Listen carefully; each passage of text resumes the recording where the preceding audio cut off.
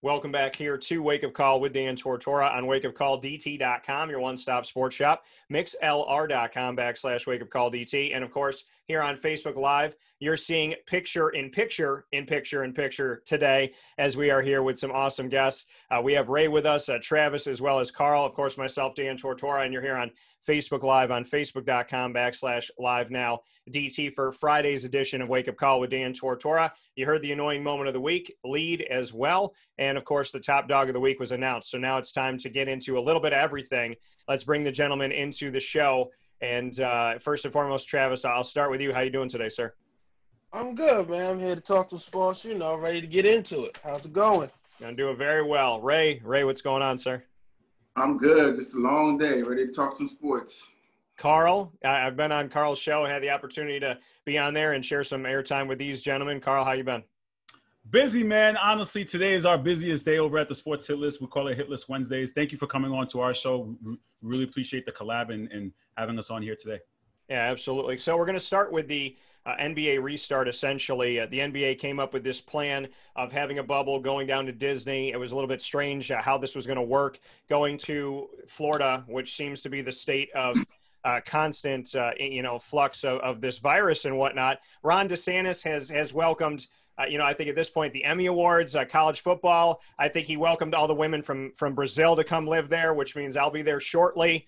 So, Ray, I'm going to start with you since you're down in the Sunshine State. What do you think about the NBA restart and kind of what's going on here and the fact that it's been successful? First, I'd like to give a shout out to Adam Silver. Man, he's definitely he's pulling it off. To be honest, I didn't think it was going to work at all. Everybody has bought into it for the most part. The players, everybody. It's been real successful. I was a little bit kind of worried about them playing in an empty gym, but to be honest, it doesn't even matter. It's still basketball. They're still performing at a high level. Everybody seems ready to play. It's been nothing but success at this moment, and I did not think it was going to be that easy. And it's just it's been success. I have nothing bad at all to say about it at all. Travis, 3 weeks the NBA has tested. No positive tests of over 300 players. Thoughts on what they've been able to do in the bubble? I mean, it's amazing. Like Ray said, you got to give a shout out to Adam Silver, and I hate to do that because Carl knows how much I hate to give the NBA credit, but man, that's my little smirk. They came up with a terrific plan down there. They got everybody to get on board with this because it's mutually beneficial for everybody. The players want to get their money. The league wants to get their money. And also players, they want to crown a champion. They want to finish what they started. So to see that this has been so successful, they're kind of setting a model for what other sports are going to try and find a way to emulate. I mean, it's hard with other sports because they have a lot more people. And then as far as the empty gym, I'm questioning, do we even really need the virtual fans? I mean, it's kind of weird to me. But I get it. They charge money for it. So therefore, I don't even need that. Just put them in an empty court. I'm good. Let's watch some ball. I'm ready for playoffs. I'm thinking about buying one of those virtual fan things and just promoting my show, just having Wake Up Call up the whole time. How much do they cost? How much do they cost? You got to give me an idea too. I may put in for the. Oh yeah, we're gonna have to maybe we go halvesies. We put our shows there. So it's like buying a billboard. First half, second half. That's cool with me. Well, it's funny because there's one girl, and I was like, I don't know if she told her man she was somewhere else or something like that. They went to her on screen, and she was like. It's like, babe, you watching the game? No.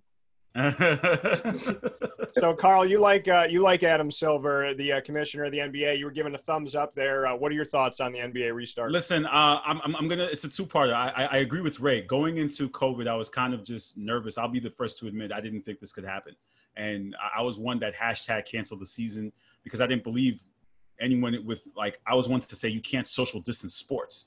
But Adam Silver proved me wrong. And it just goes to show I shouldn't have doubted Adam Silver. I apologize for even doubting him because we've seen him in situations, even with the Donald Sterling, how he was able to maneuver that.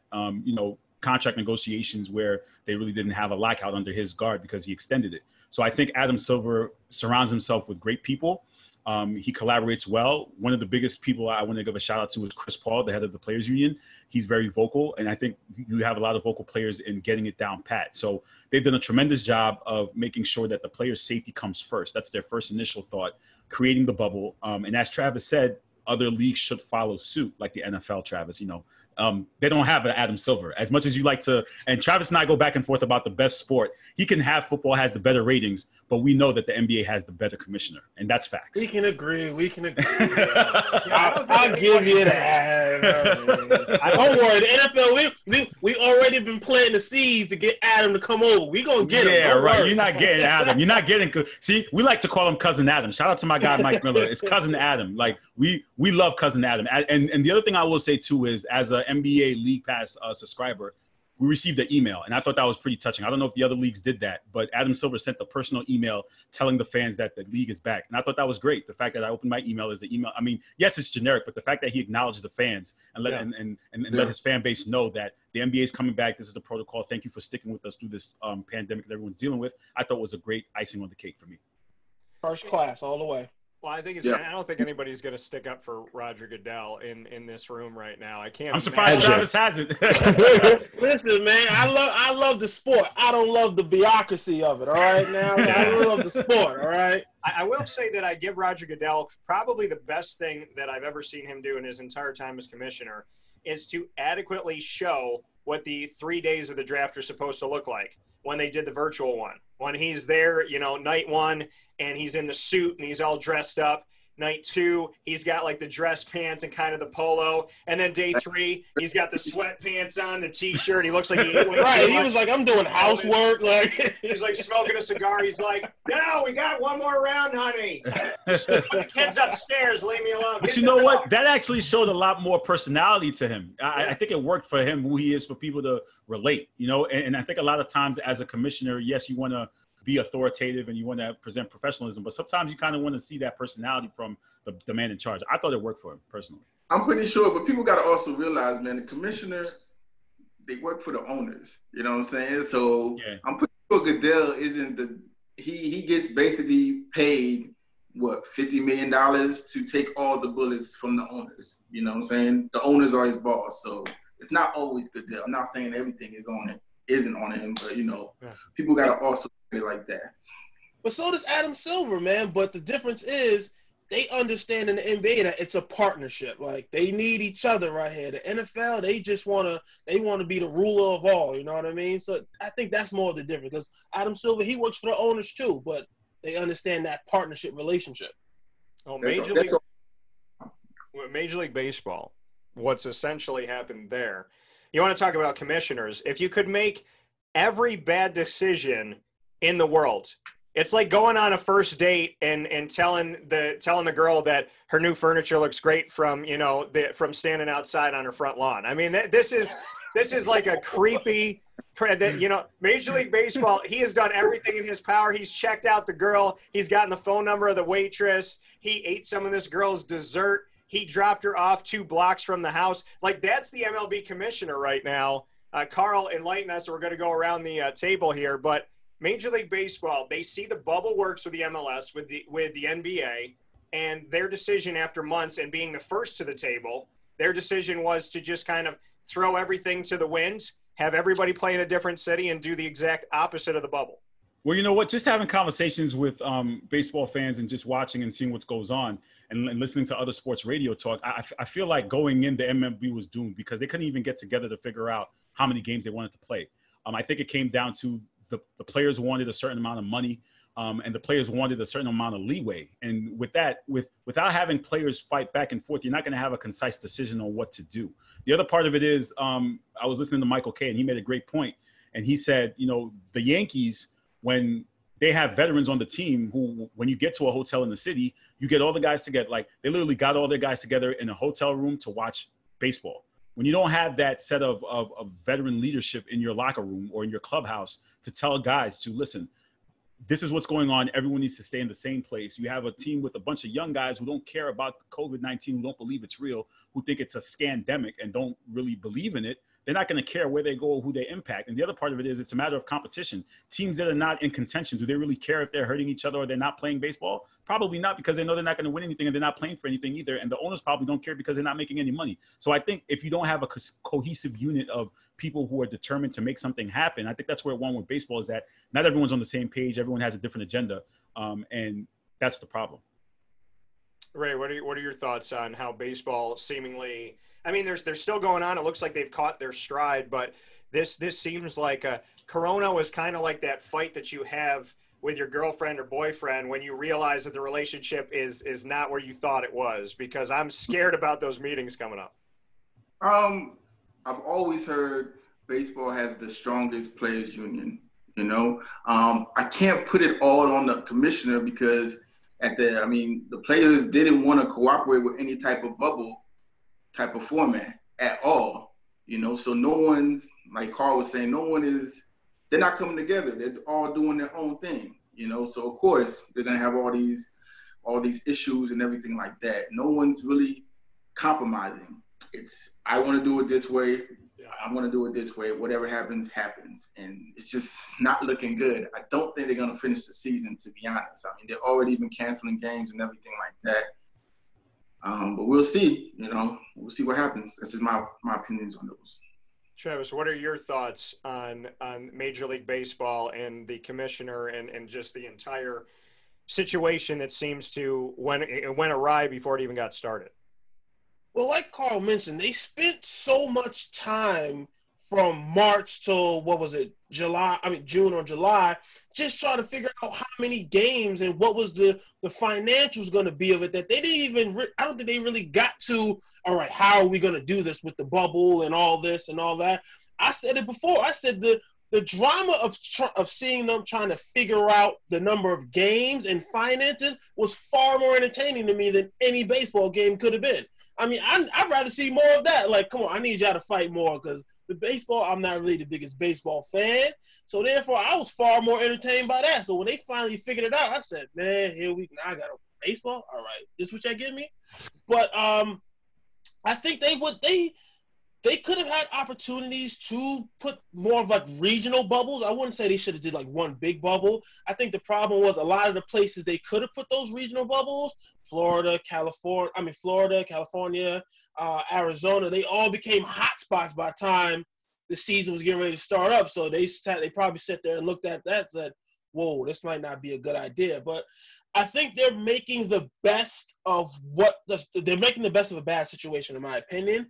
I heard somewhere today, I forgot how many tests they did, but it was about the percentage was real low. And that's one thing I hate. I hate when you add, I love numbers, statistics, and data, but I hate when you add that to human lives. So don't sit here and tell me, oh, they tested 1.3% positive tests out of the thousands of tests they did. Okay, how many numbers is that? Because that has a wider impact on the greater society.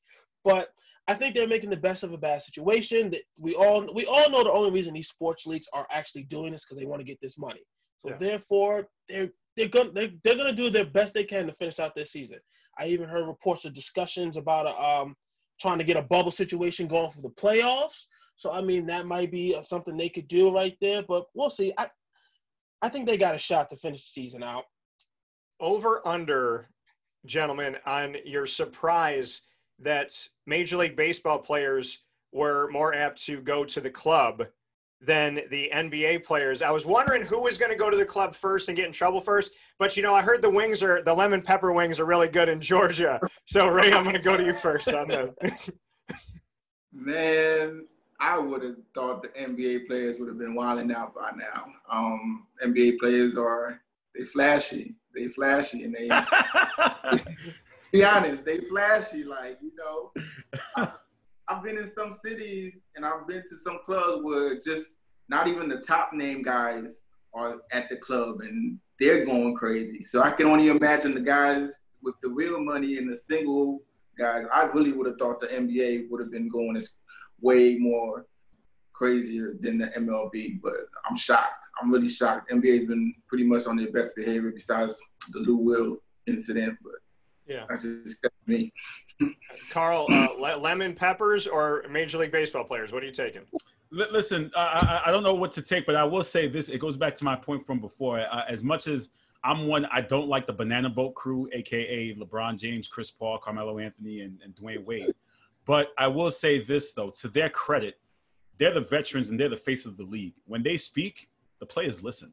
You know, so when you have 3 of the 4 in the bubble, and LeBron James, Carmelo Anthony, and Chris Paul, those guys are around each other. You have players who are natural born leaders. No one's doing anything. Listen, and I think the NBA's problem now is that you're getting guys, they want, girls. I'm going to be straight out and say it. That's what they want. It's to the point where the NBA, I believe, instituted a rule that they can't have their shirts off when the maids come to clean up their rooms because these guys are trying to court the housekeeping departments. I'm being serious. And so it's like, it's got to that point, right? So I think major league players are they don't care because they're not in the bubble situation. And the NBA players, I guess, are more focused because now you have the playoff teams who are ready to win. And I believe the NBA said that they're going to allow family members to come in, and once the teams that don't qualify for the playoffs, they're going to leave. So I guess extra rooms will open, so they get to have one family member come in. So that'll be a way for them to be in tune with the outside world, if that makes sense. Travis, over under that they will use that one family member to be one of the girls from the club. Well, I mean, I heard reports today that you got to prove an existing relationship with that person for them to even get in the bubble. That makes no sense. No, you can't. You can't bring no random IG model in the bubble. I know that. But you can bring a side piece because that's a relationship. That's a relationship. If you can prove a pre-existing one, then she can go. How long does she have to be in your DMs to be a pre-existing one? Is my question. See, that's the question. So that means basically all the side pieces are going to bring up their cards like, hey, I'm a pre-existing relationship. Like, I have pictures. We have pictures together.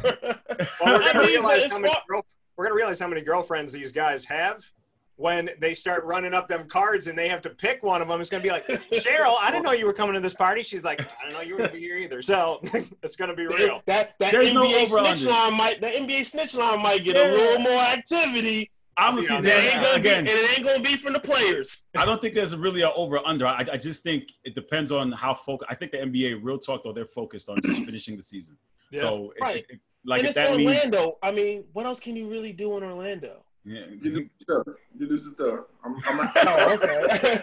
I mean, I could. That's the difference between baseball. You're traveling to different cities. If you're not in a big market, you go to New York for the night. You go to LA. You want to go get out and do some stuff. I mean, when you're in Orlando, I mean, according to Ray, there's things to do, but the only time I've been down there, I was at Disney World, so I don't know what else there is to do in Orlando. You know what I mean? I will tell you, I agree with Ray from living there for a couple of years. There's things to do in Orlando. Okay.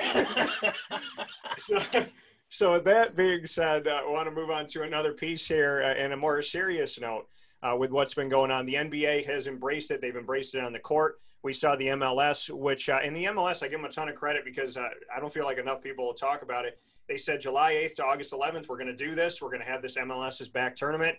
They got it done without a hitch, really. And, some issues with some teams in the beginning and FC Dallas being sick, but they had the Black Lives Matter shirts, and we're seeing it on the courts, and we're seeing players put their names on it, but also putting peace and other messages there. It's important to know that this is not this year. This is not George Floyd. This is not Breonna Taylor. This is 400 plus years that this has been going on. And there's no other, to me, there's no other community inside of America that has been treated in such a way. And that's why this conversation should have been going on a long time ago, but it's not good enough to be a conversation. It has to be something that moves into action. Those actions have to take place and better things need to happen from here.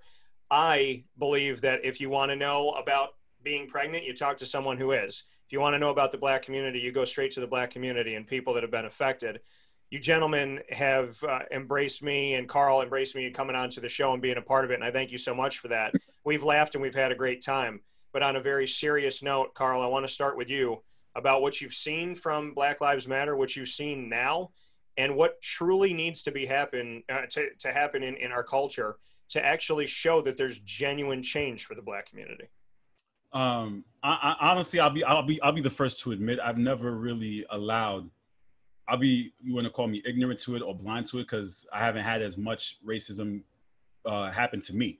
And there are certain times maybe it has happened and I just looked over it because I'm so focused on, doing my job, being the quote unquote media man and being successful. I've glossed over it. I've had to have my wife say certain things that happen to me to wake me up like, Carl, this happened to you.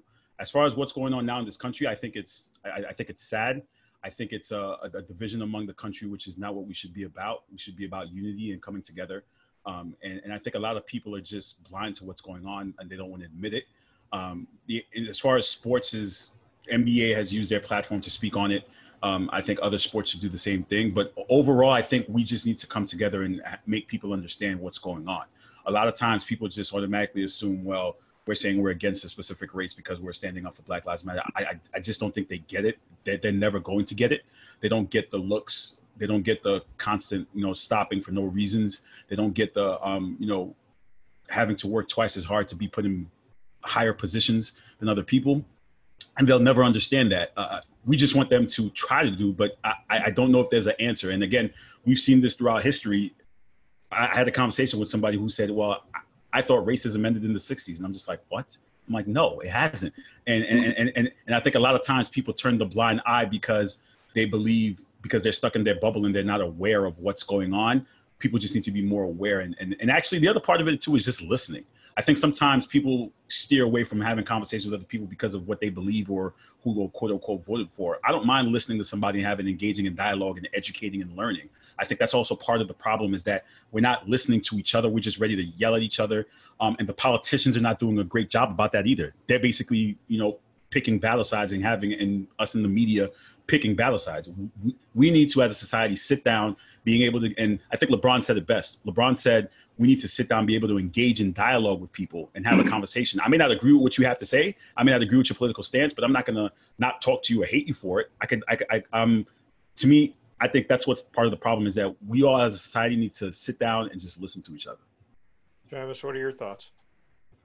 And like you said, these things are long overdue in this country. This country has been long overdue for an overhaul as far as the way Black people are treated. People, not just Black people, people of color. It's not always just about, racism. No, we're not here for, no, it's about being anti-racist. You have to be able to stand up against those things. And I commend the NBA for using their platform to do that. I know a lot of the NBA players were skeptical about going into the bubble because they didn't want to lose the momentum that we have going on with this movement. And the NBA has done a great job because, like I said, it's all about that partnership with the players and understanding that this is something that needs to happen. Keep your foot on the gas. This is something that we need to continually doing so this country can be equal to all individuals. And I just feel like the continuing of it needs to happen. Like, we need to be able to have these tough conversations.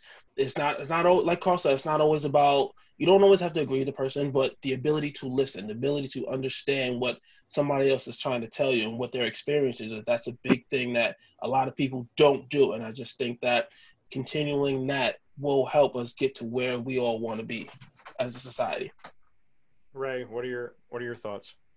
Well, like Carl liked to say, being a military member, I kind of see it a lot. Just from my point of view, I'll just give you a quick story. A couple of times, I get pulled over. I'm not gonna lie. Before they even know I'm in the military, the tone is very like a little bit disrespectful. And until I show them my military ID, and I sit back and I think about, what if I wasn't in the military? What really would happen? Like with my brothers and my cousins and everything like that. So what the NBA doing, what all the professional leagues are doing, I love it because it's still making everybody aware of the situation. And like everybody's here said, we still need to have these conversations because a lot of people do not see it, or they don't want to see it, one of the two, or they don't even acknowledge like it's really there, but it is. I know people they really don't know because they don't experience it, but you still have to let them know that it's out there. I don't really know the best way. The best way to do it is just conversation, always conversation. I'm always for a conversation. I have no problem disagreeing or agreeing with somebody. I just want them to know that it's still out there, and the professional leagues have been doing a great job with that, and I know it's going to continue after, so just want the momentum to keep going. Coming from, from Carl, from Travis, and Ray here with us this morning on Wake Up Call with Dan Tortora.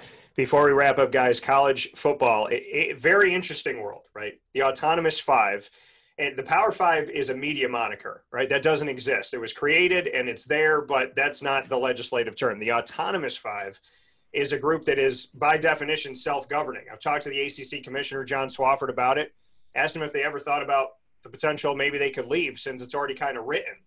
And he said, it is something that's on the table. Well, this year, not only does it look like they're detached from the NCAA, it looks like they're detached as an Autonomous Five from each other. The Pac-12 says no. The Big Ten says no, maybe in the spring. The ACC says, well, we're going to monitor it and see what happens. The SEC says the same, and the Big 12.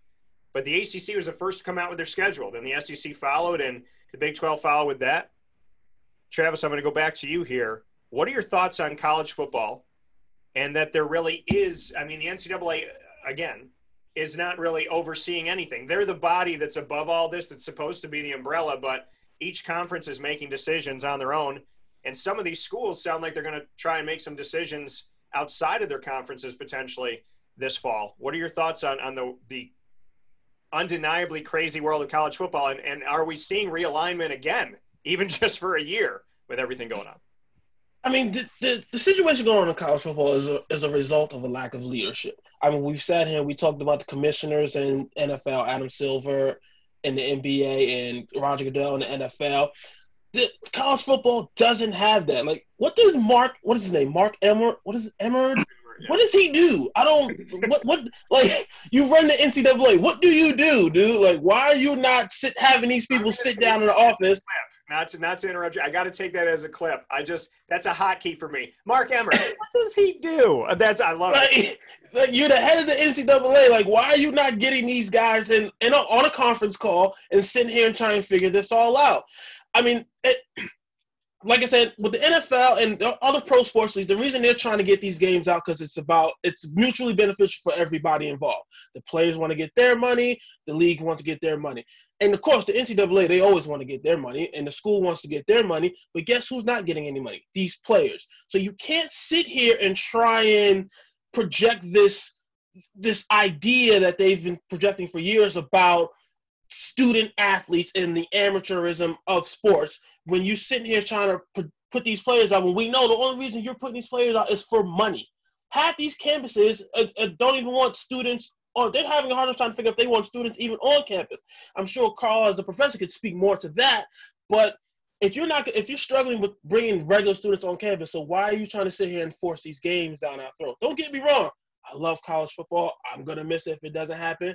But these players, and I feel bad for the players because they're the ones who are probably going to lose out the most. I believe Joe Burrow put out a tweet yesterday or the day before saying, wow, if this happened last year, I might be looking for a whole new job because one season can change your life. Yeah. But at the same time, I mean, it's in the grand scheme of things, I just don't see why are we still trying to push this out when it's such a risk to the general public. Ray, what are your thoughts on college football, where it's at? Yeah, like Travis said, man, there's no leadership at all. Like, I don't know how you don't have one person leading the Power Five conferences at all, And it's just everybody's doing their own thing, which makes no sense to me. Like, I'm the first to say if these guys are students first, they should not be playing. If you can't have regular students on your campus, how are you having football games? You know what I'm saying? And I really believe there shouldn't be any football at all. All football, college football should be canceled until it's safe for everybody. That's including the students and the athletes to be on that campus and everything like that. And I'm a big college football. Like, that's my number one sport. I love it out of all the sports ever. Michigan guy. Yes. Yes, definitely. Harbaugh had good numbers. He said, out of the 893, there were 3 were tested positive when they came onto campus. Then of the 400 plus, it was 2. And then after the 350 plus, there was none. So he was really pushing for it. Yes, but I'm not like schools like Michigan, they're going to make money. So I know they're going to fund anything they can, but not every school is like that. I mean, like Alabama's, the Clemsons, they're good. They want to play. They make a lot of money off of this. But what about schools like the Purdue's, the Vanderbilts, the smaller schools who are just in there but don't profit the same, you know? Yeah. It's just not fair. And like Travis also said, the biggest losers are the fifth-year seniors, the seniors who probably this is going to be their last year to get tape out there to really get out to the NFL. But that's just my thoughts on that. Carl, you know, as somebody that is on that professor side of things that can see the student side of student athlete, how do you handle this? It goes back. I think a lot of times people forget student first. That's why it's student athlete. So they're student first. If what's going to happen and what's going on right now at certain colleges, different colleges are making different rules. On my campus right now, I teach at a community college, and only 11% of the college is going back face to face. And those are the classes that have no choice. For example, I teach about 7 classes. 6 of them are online, and 1 of them is face-to-face, which is television production. Why? Because you can't teach TV production online. It's literally impossible. There's no way we can do it. So that class got okay to go face-to-face. So I believe it goes hand in hand with the colleges. What are the colleges doing? Are you really just going to have college athletes, just them on campus? Because clearly if they're playing, that means they have to be on campus. They have to be in dorms. They have to be housed. So what about the rest of the other college athletes? Are they going to be going to classes? Is your school system going to allow professors to come just teach the athletes, or are they going to be teaching everyone and opening the campuses? So there has to be a communication with the college and the athletic department to say, how are we going about this? How are we doing this? I had a chance to interview the University of New Orleans athletic director, Tim Duncan, not the basketball player, but Tim Duncan, and he was telling me how they had actions of going in to open up the schools and you know, bringing in the athletes to start training. I haven't spoken to him, and that was back in June. That was the initial plan. Something might have happened between then and there, but I think it goes hand in hand, and as you guys say, it goes hand in hand with the school aspect of it. Because if your campus is not opening, and a lot of campuses are not opening, they're going online, what are you going to do with the athletes? Are you going to have the professors come in and put themselves at risk just to teach the college athletes just so they can play? To me, that doesn't make any sense. And again, it goes back to this entire discussion that we've had, leadership. It starts at the top. The person who's in charge should have a plan, and people, I guess, anticipated that sports would be back in the fall and not taking it as seriously as they should have. And I think that's what the problem is when you don't have leadership in place to make a rule and say, okay, a plan, this is what we're doing, things collapse. You know, and one more thing, and I bet you this is only with the football and basketball, the big money makers for the college sports, you know, because they're the ones really fun, like all the other sports. I bet you they're not worried about fencing. You know what I'm saying? They're not having a discussion. No. You know, it's really football and basketball. Those are the 2 that make the most money that fund other sports for the college. Right. I already know, like right now I'm at Iona doing another master's for my second one, right? The MAC conference already suspended their play for the fall sports. So I received the email because as part of the media and sports program, as grad students, we're pretty much covering the fall sports. It's ESPN3. We go in and we basically, you know, live stream the games, report the games, and do media coverage. They sent us an email and let us know, listen, there are no fall sports. And if we could do anything we can, just doing remote stuff. That's not to say about the winter sports, but the winter sports is on deck now because a lot of these leagues or conferences are canceling. Now it's a matter of trying to focus on the winter sports and then the spring sports. I personally believe until there's a vaccine, what are you going to be able to do? Because there's no guarantee that no one's going to get sick and infected. I mean, it's one thing with the NBA and pro leagues where you're dealing with much more professionals and they're getting paid as a job. But college athletes are not getting paid again. Student first. They're students. So at the end of the day, just keep them home and keep their interest of keeping them safe as opposed to just trying to make money and just ratings, in my opinion. Let me just throw something in there, like Carl. See, that's the problem. They keep trying to project this charade of student first. Like, we all know these big time college football programs, these big time college basketball programs, they are businesses. All right, sitting there having the coaches trying, Nick Saban and Harbaugh up in Michigan, sitting there talking about, you know, they trying to get the season going. Listen, I don't want to hear from you. You're probably the highest paid person in the state. Okay, you have invested interest here, sir. Your opinion does not matter to me right now. Okay, that's the problem. If you want to sit here and hold on, I heard an interesting point. the NCAA is either want to hold on to amateurism, this amateurism sham, or you want to play sports. Which is it? You can't do both right now. So that's what the problem is. We all know they're athletes. They're not students. Like, come on now, guys. Let's be real here. So if that's the case, pay them, and if you want them to play. And I do. Go ahead. What were you gonna say? Sorry, on one point, my last point. I do like the fact that you're starting to see. This is starting to see the beginnings of the student athletes coming together. Like, I did like that post they put out from the joint athletes under the umbrella of the joint conferences. I think you're starting to see that's the seeds that are planting of them coming together and starting to realize the power that they really do have.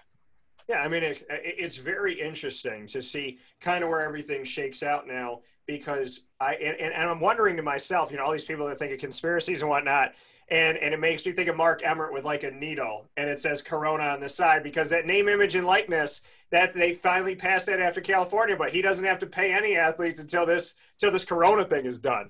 But it's very strange. And Mark Emmert, that I'm not saying that it's a joke, so nobody write into me and tell me the NCAA and whatever. So, gentlemen, last you can write into me. I don't like the NCAA. You can write into me. Go ahead. You can send all of my mail to Travis. So, but the last thing here, guys, I do something on my show called Rapid Fire. It allows me to flip the script as the host and to let you ask me a question or throw a topic out there. So, Carl, I know that you're obviously a host yourself, but I'm going to let you have the first crack at it. You can literally ask anything you want, and I have to answer it. And please just know, as a prior note, there's nothing off the table, and I will talk about all my exes. Fire away. What motivates you in this business? What really, as a media man, and you're a media man too, what motivates you? What drives you? What keeps you covering sports every day? I always loved being a storyteller, and what I think was kind of crazy is when I was 5, my dad had a word processor, and that was like a glorified print. It was a glorified typewriter. It had a little tiny screen on the top, and it was like black and green, and I would just type stories. And, I would type like, ideas for like, movies or like a story, something like that. Something was in my imagination. And then I started to have this photographic memory with sports and collecting cards and looking on it, and I just fell in love with it. I feel like sports are the part of the news world where people can go to not have to deal with all the craziness, and they can, have some positivity. It's a place to get away. And so then the tagline for my show, Wake Up Call, is where sports meets life, which is basically my way of saying I can talk about anything and connect it to this world of sports. And I don't know, I've always been a storyteller. I love bringing people together, and I call myself a 0.1%er in the sense of the media. 0.1% is going to tell you the truth, and the other 99.9 is just looking for the story. And I would say that, now more than ever, I feel like I'm needed out there. I've always wanted to be out there, but now I feel like I'm needed out there. And, in the sense of just telling people the truth and giving them a place to go where they can feel safe. And what I got thanked for these last few months was being positive, making people smile, because life is still going on. People are still having surgery, still having babies, still going through deaths in the family. And they like the fact that there's positivity. So I like making people laugh. I like being positive. I like bringing people together.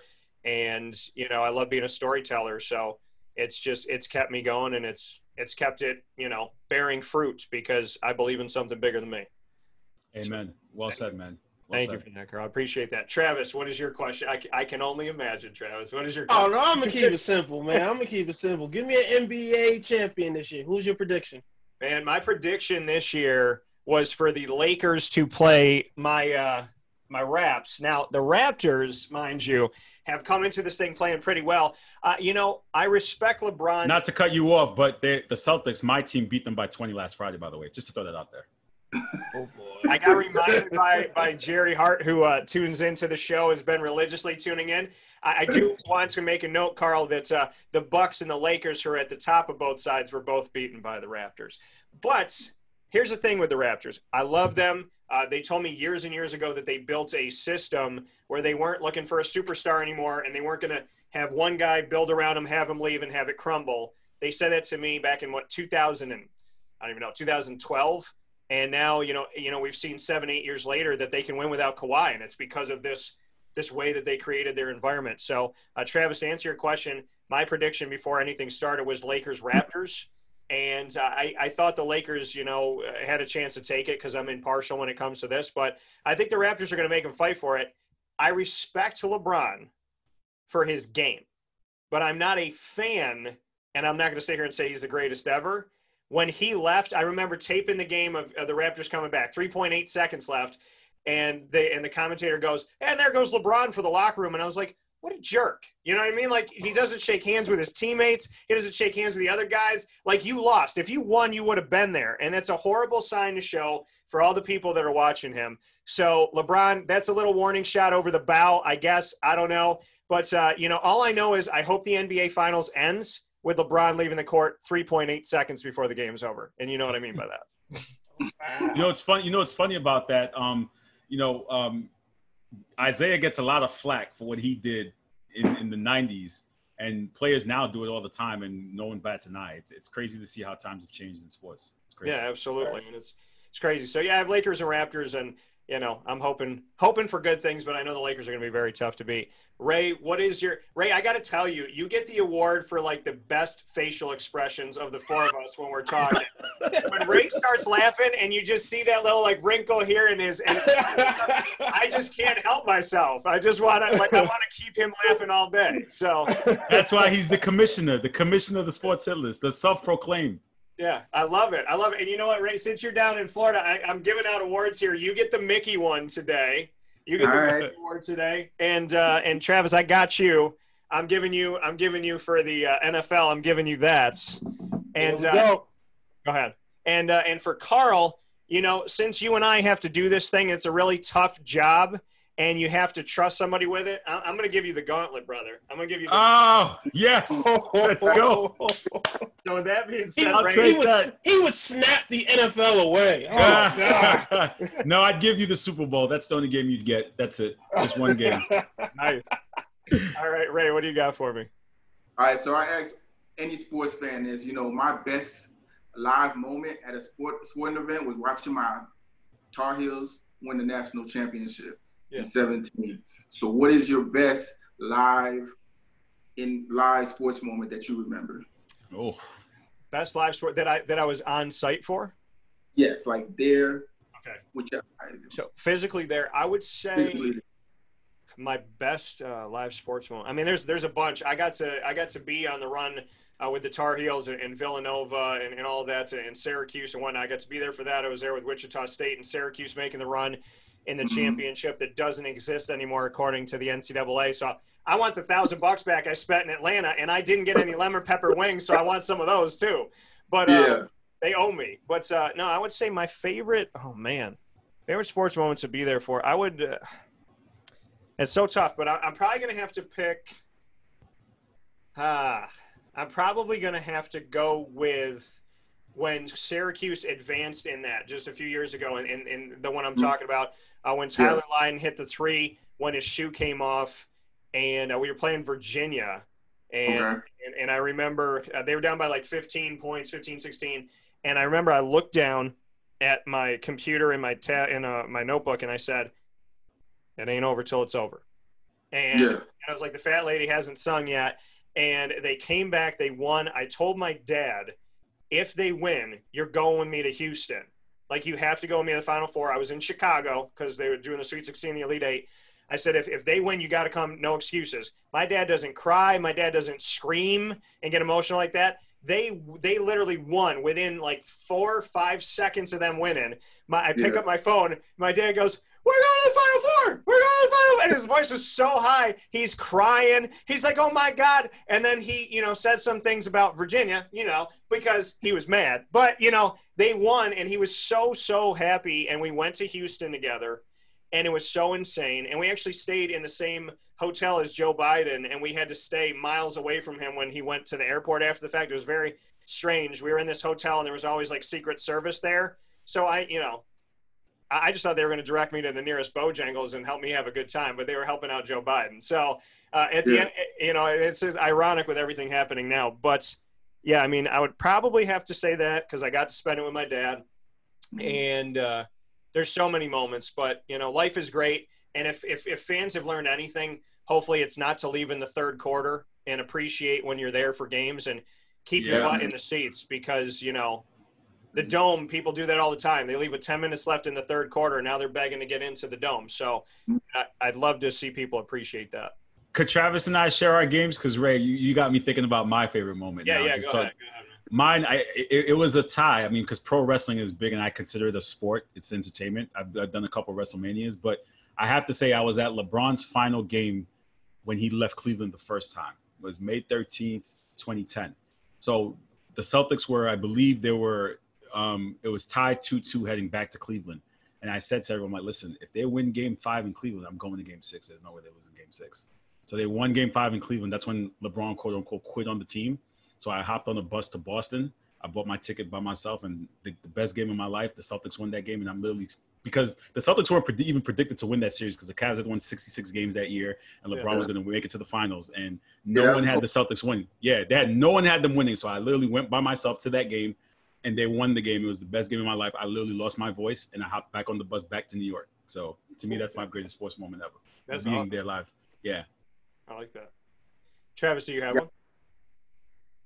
Probably not, because strangely or not, I've never been to a live NFL game yet. I don't know.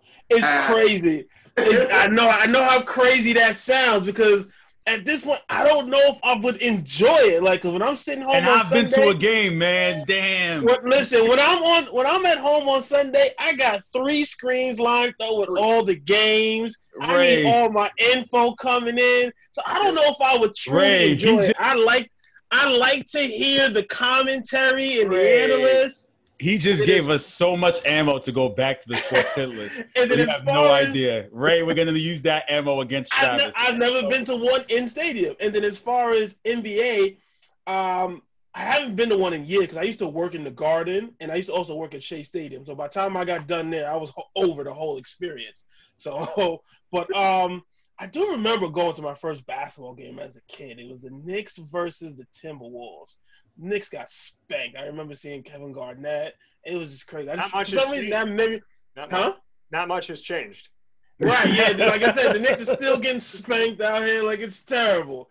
But, I mean, that's the first one. I got to take you to a game now. I don't know if I would enjoy it. Like, I like the commentary. I like the analysts. Like, I like to know everything that's going on. I'm sure Dan and Ray could attest to this, though. But just being in that atmosphere, like I said, I've attended so many WrestleManias and WWE. Like, I love going to every year now. I do at least one event a year. I do a baseball game. I do a WWE and basketball. Not so much football, but I've been to one before. But just being in the atmosphere with people you've never met before, and you can connect with them, and you leave there hype. Like, one time I went to a Celtics game at the Garden, and I saw these 2 little kids and they were away because the Celtics were away at the Garden, and the Celtics were winning, and I was so loud. I gave them a high five, and these kids were cheering.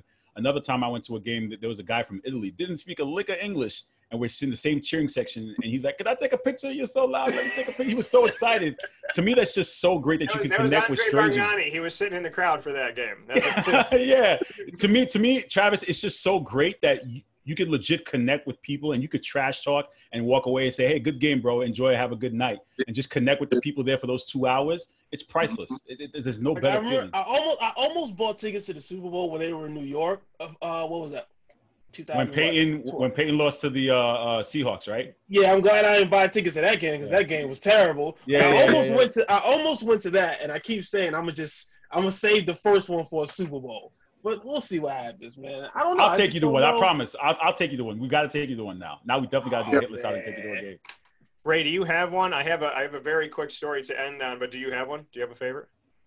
Oh yeah, like I said, I was stationed in Arizona, Tucson, Arizona, and my commander was like, "Hey, you can do a flag detail for the Final Four," and I'm like, if North Carolina goes, I'm pulling rank. I'm just gonna pull rank, and I'm taking this side. That's what's in my mind. So I gave them the names, and then when North Carolina made it, and then they went to, I just yanked the most junior person off. I was like, "Hey, bro, I'm pulling rank. This is my team. I'm going to the game." That's awesome.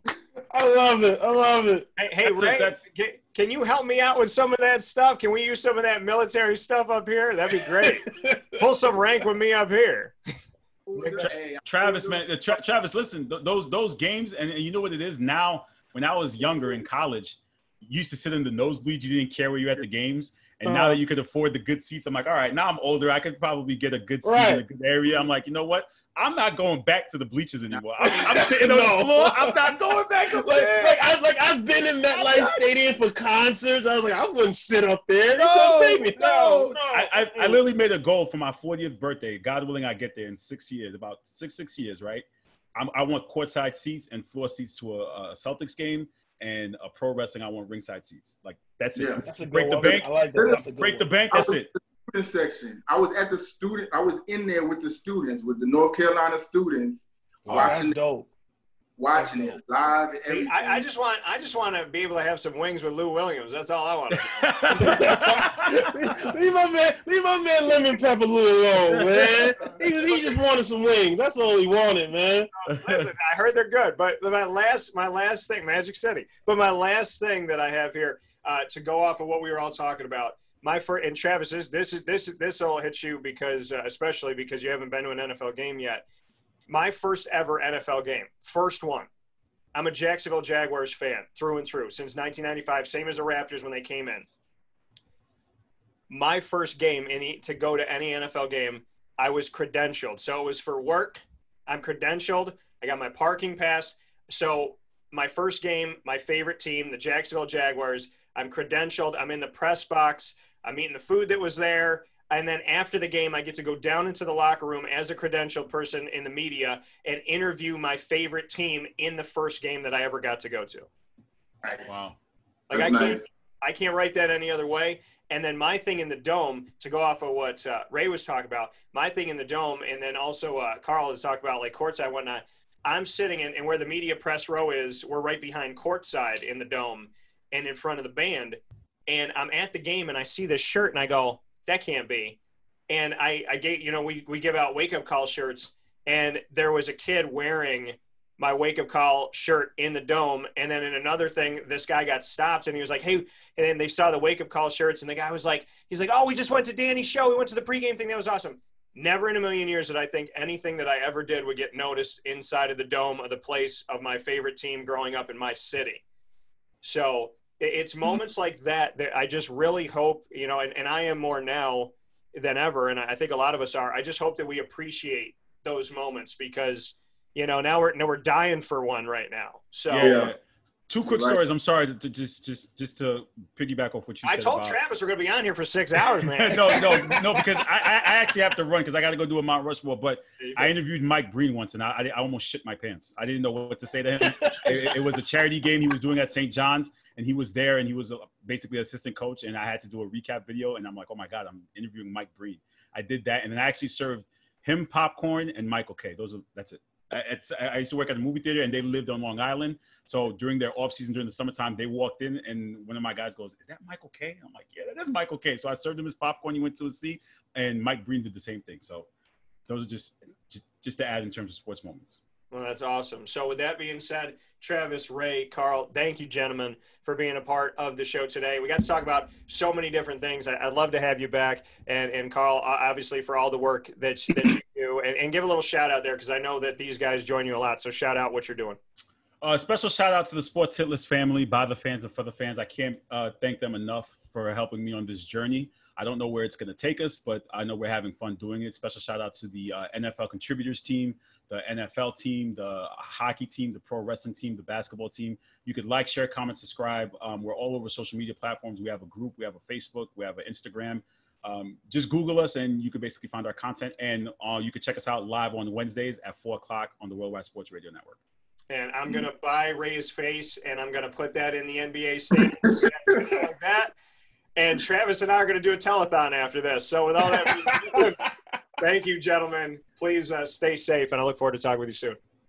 All right. Same to you, man. Stay safe. Thank you.